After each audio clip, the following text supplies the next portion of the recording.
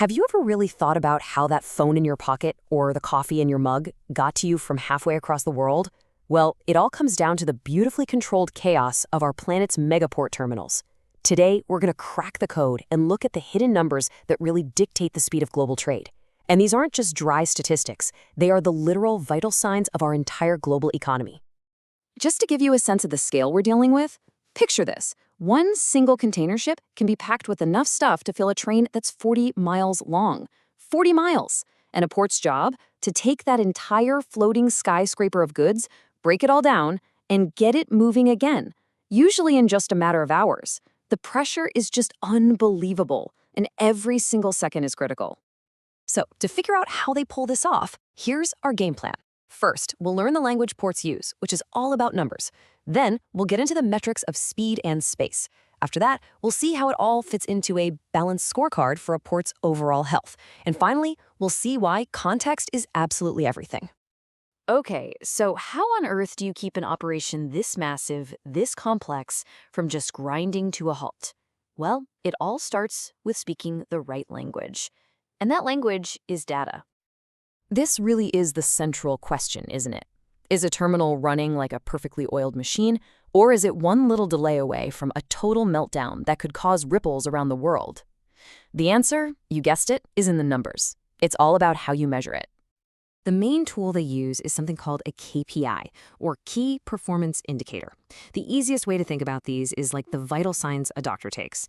They take all this insane complexity, the ships, the cranes, the trucks, all of it, and they boil it down into a few clear numbers that tell you exactly how well the port is doing. And a port's health isn't just one single number. It's more like a full checkup. As you can see here, we're looking at everything.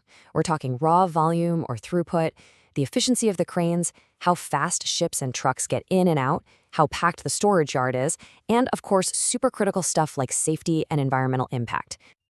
So let's start with the metrics that are probably the most intuitive, the ones all about the race against the clock. Because at a port, trust me, every single second has a price tag attached to it. This number right here, crane productivity, is a massive deal. A really efficient crane can make between 30 and 35 moves every single hour. Now try to picture that. That's lifting a box the size of a truck trailer off of a ship and placing it perfectly on the dock in less than 2 minutes. Then doing it again and again. That's the rhythm of a busy port. Now if we zoom out from a single crane, we get to vessel turnaround time. For a major terminal, the big goal is to get an entire ship with its thousands and thousands of containers unloaded, reloaded, and heading back out to sea in under 24 hours. A ship that's just sitting there is a ship that's losing money, so the clock is always ticking. And the race doesn't stop at the water's edge. Every one of those containers eventually has to leave on a truck or a train.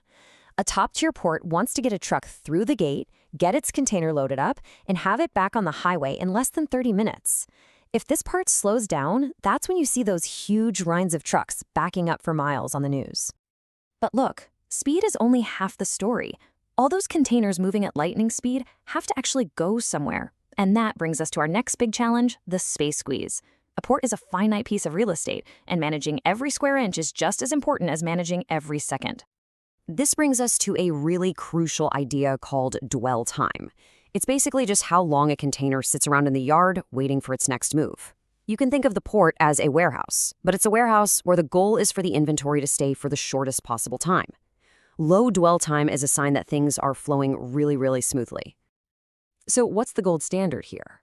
Well, an efficient terminal is shooting for an average dwell time of less than 48 hours. If a container sits for much longer than that, it's not just taking up valuable space, it's a potential bottleneck for the entire global supply chain. And here's something that might sound a little counterintuitive about space. Being completely full is actually a bad thing. You'd think 100% capacity is the goal, right? Nope. That's a recipe for total gridlock. The sweet spot is actually around 80% utilization. That extra 20% isn't wasted space. It's a vital buffer zone that lets things move around and absorbs any sudden surges. Push past that 80% mark, and you get terminal-wide traffic jams. Okay, so speed and space are obviously huge, but a truly healthy port is more than just a fast port. To get the whole story, you need what's called a balanced scorecard. something that looks way beyond just how quickly you can move boxes. Right. A healthy port is also a safe one, a reliable one, and a sustainable one. That means you're tracking your damage rate. The goal is less than 1 in 1,000 containers. It means you're watching your energy use per container. That's what TEU stands for. And of course, number one is making sure everything is done with safety as the top priority. This chart shows that constant balancing act perfectly. On one hand, you need your multi-million-dollar cranes working hard. A utilization rate of about 75% is a great target, but you can't just run them into the ground. At the same time, you have to keep the downtime for repairs and maintenance under 5%. It's this constant trade-off between productivity and long-term reliability.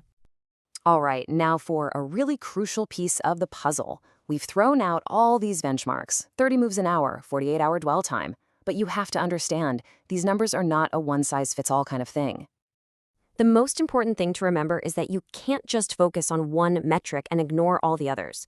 I mean, if you push your crane operators to go as fast as possible just to hit that 35 moves an hour number, but your accident rate goes up or you start damaging cargo, did you really get better? No way. The real goal is to optimize the whole system, not just one number on a screen. And what we consider good performance can change dramatically depending on the situation. A brand new, completely automated terminal is going to have totally different benchmarks for speed than an older, manual port that's stuck with a tricky layout or doesn't have a lot of space. You really have to compare apples to apples. So after all that, why should any of this matter to you? Well, because these numbers, these KPIs, they are the real-time pulse of the global economy.